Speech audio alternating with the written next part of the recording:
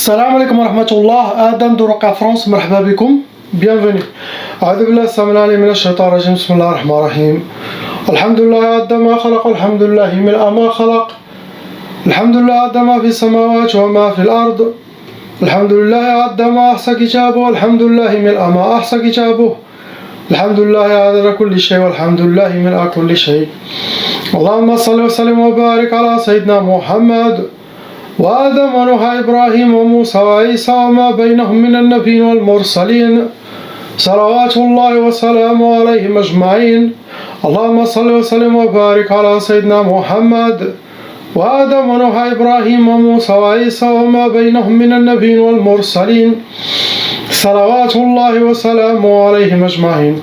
لا إله إلا الله الواحد القهار لا إله إلا الله الكريم الستار لا إله إلا الله الجليل الجبار لا إله إلا الله الكبير المتعال لا إله إلا الله وحده لا شريك له إلها واحدا ربا شاهدا أحدا صمدا ونحن له مسلمون لا إله إلا الله وحده لا شريك له إلها واحدا ربا شاهدا أحدا صمدا ونحن له عابدون لا إله إلا الله وحده لا شريك له إلها واحدا ربا شاهدا أحدا صمدا ونحن له قانتون لا إله إلا الله محمد رسول الله ونحن له صابرون لا إله إلا الله محمد رسول الله اللهم إليك فوضت أمري عليك توكلت يا أرحم الراحمين.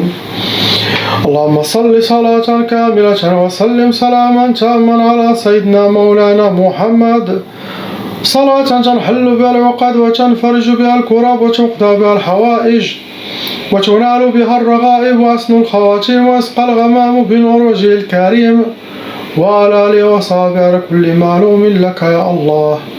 أعوذ بالله السميع العليم من الشيطان الرجيم بسم الله الرحمن الرحيم. Cette sœur venant de Belgique, elle a vu plusieurs djinns amoureux. C'est eux qui parlent là. Ce n'est pas elle.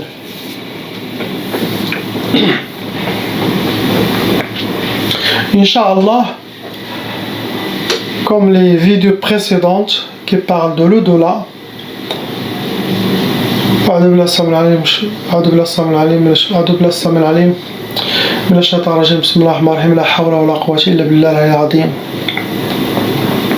Faisons des bonnes actions dans cette courte, je ne l'appelle pas vie, mais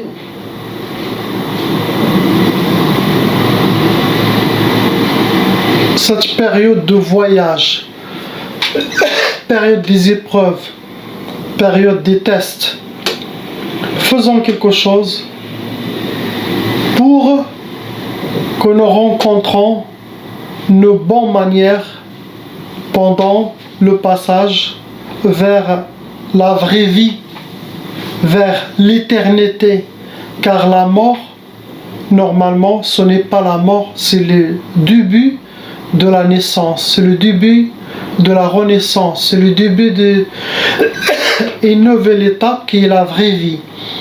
Quand on meurt, quand notre âme sort de le corps, vous allez le voir comme c'était une cage pour votre réalité. La réalité, c'est vous, le vrai Mustapha, le vrai Adam, la vraie Hayat, la vraie Mouna, la vraie Khadija. On est tous emprisonnés dans ce corps. On est très très limité. La preuve, si vous ramassez tout l'amour de cette vie depuis Sayyidina Adam jusqu'à maintenant, il correspond à une graine, de sable dans tout l'univers, tous les sables qui existent sur Terre et même dans les autres dimensions. Il ne représente qu'une graine, un tout petit peu. Ce n'est pas le vrai plaisir, le vrai amour, la vraie chaleur, la vraie joie. Non, ça ne représente rien, car ce n'est pas la vraie vie ici. Allah, quand il nous a fait descendre, ça ne veut dire pas qu'il nous a descendu à la vie. Non. À cette période d'étape, à surveiller nos actions, car on l'a donné notre parole. Le jour, on appelle ça le jour de la promesse. Yawm al-ahd wal mithaq. Le jour de la promesse. Le jour de la parole, de l'initiation. Quand Allah subhanahu wa ta'ala dans le Coran a dit Alastu bi rabbikum. Suis-je votre Dieu? Toutes nos âmes qu'Allah a créées depuis Adam jusqu'à la fin des temps, on était tous devant. Si quelqu'un il y avait un cheikh, il était aussi dans le monde des âmes derrière son cheikh. Et tous on a dit oui Allah. Et après il a dit je vais voir Inch'Allah si vous allez garder cette promesse. Dans cette promesse, il y avait plusieurs bay'a. La bay'a, initiation, connexion, qu'on a donné la parole à Allah, d'être toujours avec vous et de faire attention dans cette dunya, car on va rencontrer Shaitan et ses armées, on va rencontrer Dajjal, on va rencontrer des Shayatin djinn qui ont cassé cette initiation, cette bay'a qu'ils ont donnée à Allah subhanahu wa ta'ala. Ils l'ont cassé. Allah il nous a dit faites attention, gardez cette promesse. C'est mentionné dans le Coran. La promesse, c'est de passer ce court voyage après pour passer à la vraie vie. Car quand on meurt, pendant cette vie, il faut faire des bonnes actions. Même les toutes petites choses, ils peuvent vous sauver la vie au-delà et vous donner la clé pour entrer à votre paradis éternellement. Car les gens, quand ils passent à al-barzakh, quand ils sortent de leur corps, ils vont vous dire, tu demandes qui est toi? Vous êtes qui? Qui est le vrai? Est-ce que celui-là qui est allongé meurt, le corps, ou c'est toi? Il va dire non, c'est moi le vrai. Lui, s'il ne contrôle rien, n'a pas de... Il est mort.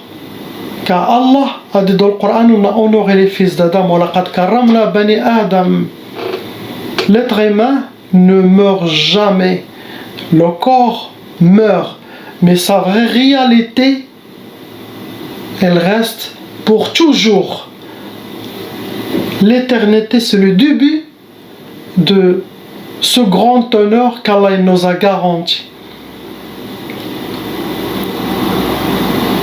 Vous allez se sentir léger, vous allez se sentir partout. Vous allez voir avec l'œil de la réalité, la vraie œil. Vous allez sentir libre, la vraie liberté. Vous voulez être dans quelle place? Vous allez à l'instant. Vous allez être en plusieurs places au même moment. Vous allez voir ce que Allah a créé. Le-delà. Vous allez voir une porte ouverte pour ce que vous pouvez voir au paradis. Subhanallah. Les couleurs que vous allez voir là-bas, vous les avez jamais vues sur terre. L'odeur que vous allez sentir là-bas, impossible que une graine de ça sera sur terre. Impossible. Impossible. Les sentiments, pareil. Vous allez sentir un paix, un amour. Vous restez que comme ça, que flotter dans l'air. Restez 1000 ans, vous allez jamais dire je vais changer de place ou j'en ai marre. Non, il n'y a pas ça. les choses de la vie. Et là, vous allez se rendre compte que le vrai vous, quand vous allez sortir de votre corps, le passage vers la mort. Ne croyez pas que le passage vers la mort est dur. Toutes les cheikhs nous ont fait peur. Nous ont dit, pendant la mort, voilà. Ils ont parlé de l'extérieur des choses, mais n'ont pas parlé du cœur des choses. La vraie sagesse. C'est pour ça Allah subhanahu wa ta'ala il dit dans le Coran A'udhu billahi as-sami'il 'alim minash shaitanir rajim bismillahir rahmanir rahim wad'u ila sabili rabbika bil hikmati wal maw'idati al hasana. Ça veut dire, je donne mon explication, je peux dire la traduction, l'explication je connais, la traduction de ma faible français, c'est amener les gens, donner les conseils aux gens, parler aux gens. Ça c'est les cheikhs, les guides, comment conseiller les gens. Il a commencé avec la sagesse. Ça veut dire il faut avoir la sagesse pour appeler les gens vers l'islam, conseiller les gens, parler de la spiritualité. Si vous n'avez pas ça, non, car vous allez faire plus de mal que de bien.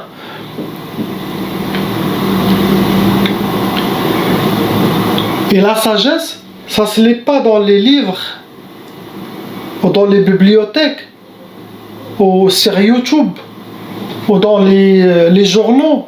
Non, la sagesse, Allah subhanahu wa ta'ala, la sagesse, ça se donne, ça vient d'Allah, ça vient de Sayyidina Muhammad sallallahu alayhi wa sallam, ça vient des saints, les awliya d'Allah, ceux qui ont suivi le chemin de Sayyidina Rasulullah sallallahu alayhi wa sallam, ceux qui sont connectés à lui, les gens d'Allah qui sont connectés à la présence divine, car c'est une source qui passe à travers les cœurs. Je ne parle pas de cœur qui bat, non, le vrai secret du cœur qu'Allah a créé, cette lumière divine en nous, cette réalité qui capte.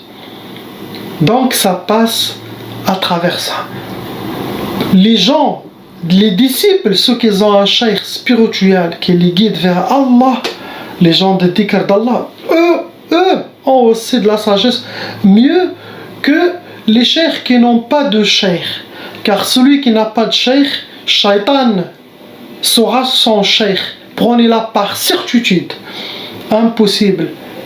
Les cheikhs, ils ont un rôle de continuer la sagesse divine, les enseignements du cœur vers les disciples. Ce que Sayyidina Rasulullah sallallahu alayhi wa sallam, le secret de Sayyidina Rasulullah, le cheminement vers Allah, ça passe pas dans les livres. Ça part par cette initiation que vous avez fait là-haut, Yawm al-Ahdi wal-Mithaq, et que vous avez fait avec votre cheikh dans cette vie. Le robinet de cette sagesse s'ouvre. Ça vient d'Allah, bien sûr, à travers son prophète, à travers les héritiers, à travers les disciples. Chacun a un rôle. On appelle ça les intermédiaires. Allah, comme j'ai dit, il a mis des anges, ce sont des intermédiaires. Il a envoyé des prophètes, ce sont des intermédiaires. Il a envoyé des cheikhs. L'intermédiaire est très important dans le cheminement vers Allah subhanahu wa ta'ala. Jusqu'à que la personne atteigne un degré très élevé, et là, elle n'a pas besoin d'intermédiaire car elle est déjà connectée directement à Sayyidina Rasulullah sallallahu alayhi wa sallam, la source de la rahma d'Allah subhanahu wa ta'ala, de la sagesse, celui qui a les clés que Allah lui a honoré. Il a écrit son nom, son prénom à côté de lui. La ilaha illallah, Muhammad Rasulullah, dans la même ligne, pas séparés, ensemble ça vient, ensemble, subhanallah, ensemble. C'est ça le vrai cheminement vers Allah subhanahu wa ta'ala.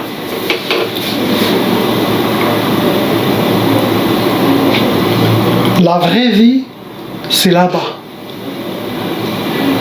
C'est très beau. Déjà de passage que de cette mort à l'autre, c'est très très beau. C'est plein d'amour. Les gens qui sont partis. Et Allah les a fait revenir, souhaitent refaire cette expérience. Ils n'ont plus peur de la mort. Ils ont raison. Vous n'avez pas besoin d'être peur de la mort. Vous pensez que Allah, même un tyran, est-ce que vous savez que même un tyran, pendant que son âme sort, il va goûter la rahma d'Allah et la miséricorde d'Allah. Et il va voir, il va sentir cet amour divin. Et là, il va connaître qu'il y a un Allah subhanahu wa ta'ala rahim, qu'il y a la miséricorde. Mais lui, il va regretter, il va dire, je n'ai pas donné le vrai haqq, le vrai valeur d'Allah, le vrai valeur de Sayyidina Rasulullah sallallahu alayhi wa sallam. Et j'étais quelqu'un de mal dans cette dunya, j'étais quelqu'un de tyran. C'est ça son enfer. Vous pensez que Allah subhanahu wa ta'ala, imaginez, je vous donne un exemple. Imaginez quelqu'un, quand il est attrapé, est-ce qu'il est torturé avant de passer à son jugement? Non. Ça c'est un être humain. Si vous voulez juger quelqu'un, vous allez le tabasser, vous allez la torturer avant son jugement. Vous connaissez qu'il va être jugé par ce que lui il a fait. Oui, on connaît ça. Mais vous allez l'amener, vous allez le mettre dans cette salle d'attente au présent quand vous voulez, vous allez le nourrir, vous n'allez pas le toucher. Vous allez demander d'aller faire sa douche, faites ce que vous voulez. C'est haram de toucher un prisonnier. Même un tyran de guerre, vous attrapez, il ne faut pas le torturer, c'est haram. Il faut l'honorer, le traiter bien, car lui il regarde, il dit regardez ces gens que je combats.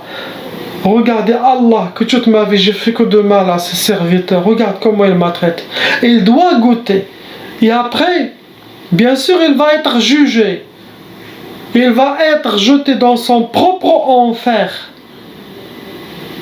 Que lui a fait, ses actions, ils vont prendre corps.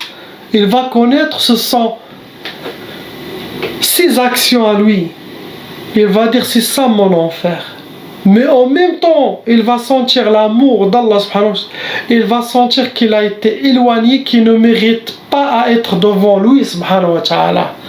Pendant ce passage de la mort, il va voir la lumière loin, mais il va être dans le tunnel, car le tunnel, c'est ça, le passage dans cette tunnel, cette lumière,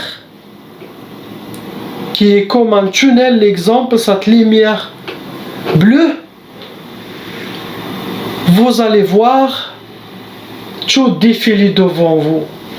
À l'espace d'une seconde, vous pouvez voir votre 35 ans, 45 ans, 55 ans défiler devant vous, vous allez vivre chaque instant et vous-même, vous allez dire ça c'est pas bien ce que j'ai fait, ça c'est bien, ça c'est pas bien. Vous allez goûter cette honte et vous-même vous allez être le juge, vous-même vous allez dire oui, mes actions ils vont m'amener à se jeter dans mes mauvaises actions et qui deviendront l'enfer. Ou je vais me jeter dans mes bonnes actions qui est mon paradis. Mais celui qui a mal fait sa vie, surtout les droits des autres. Celui qui fait mal aux autres, aux gens d'Allah, les serviteurs d'Allah, même les animaux, même les insectes, les abeilles, les fourmis, wallahi al-adim, vous pouvez être jeté dans cette mauvaise action qui peut être, elle est très grande chez Allah. Et qui les a maltraités, ça va créer un enfer pour toi.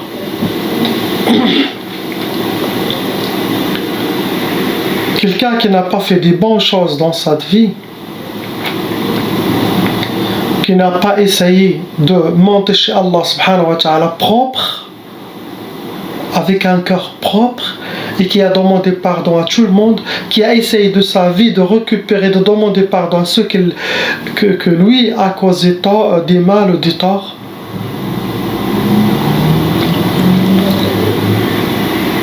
doit voir ses actions, ou du bien ou du mal.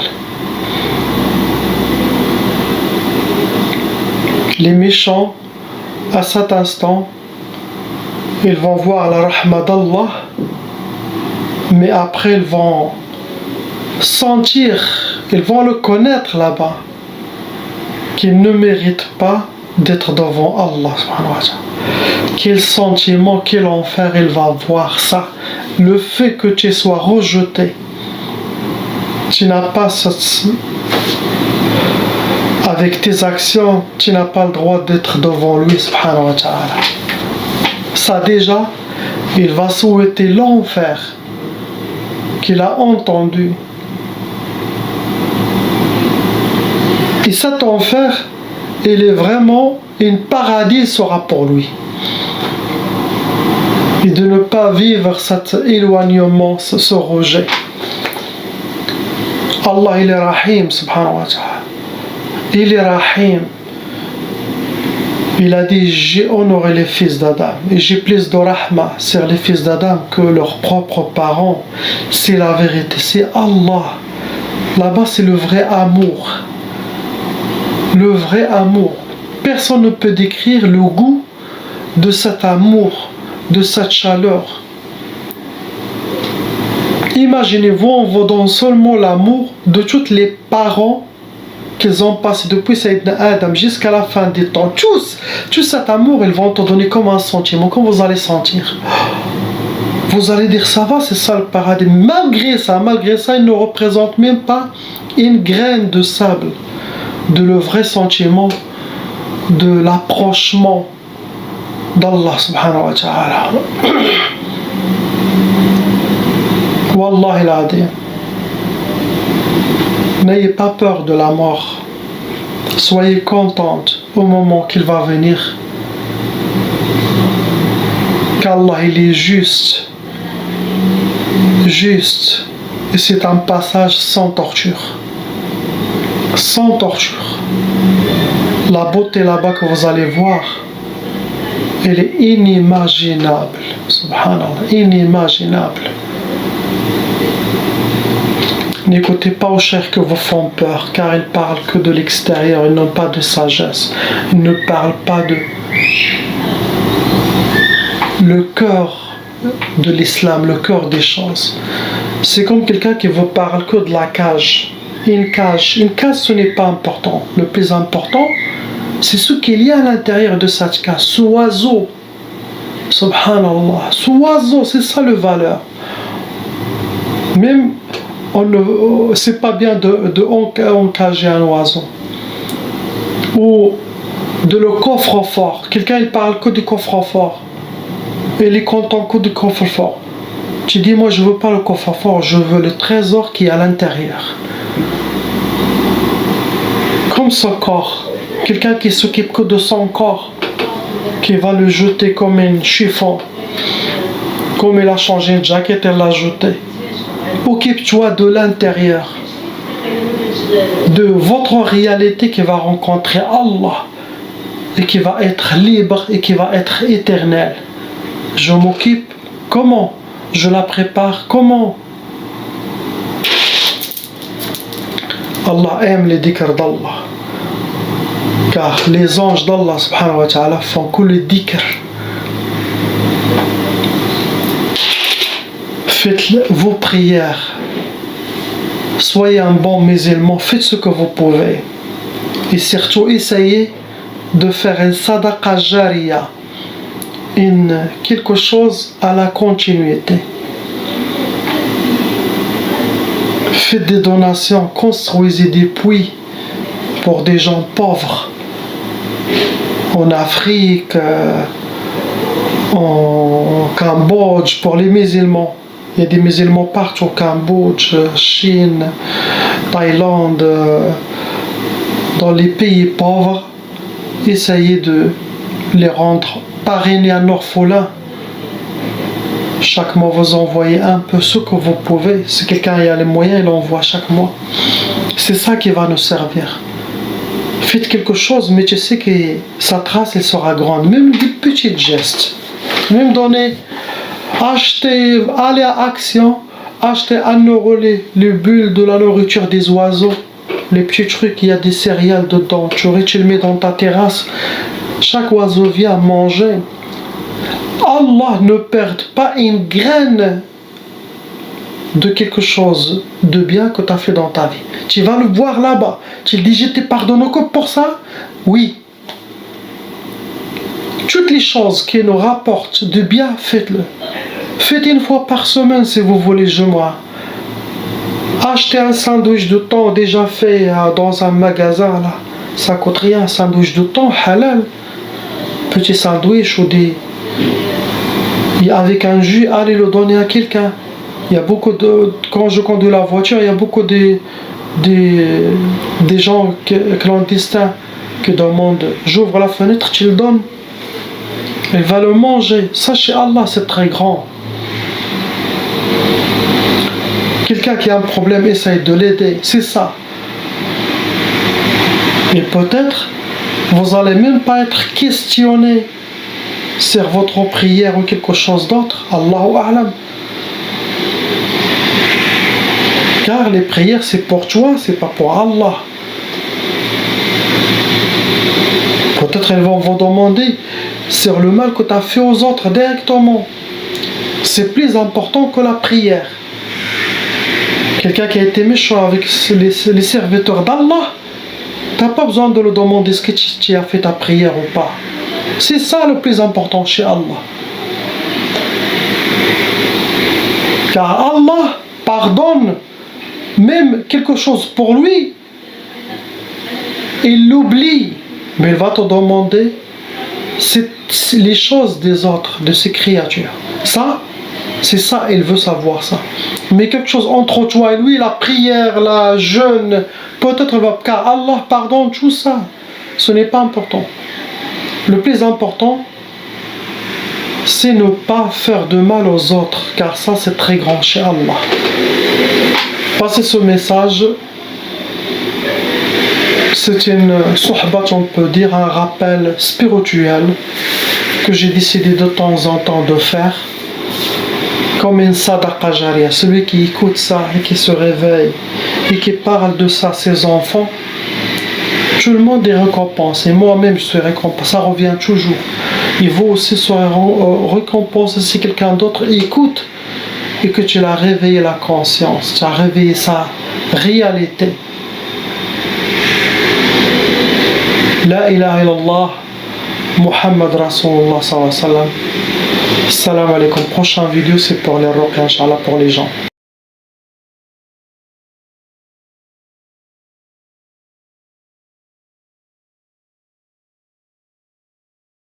Appelle Cheikh Adam.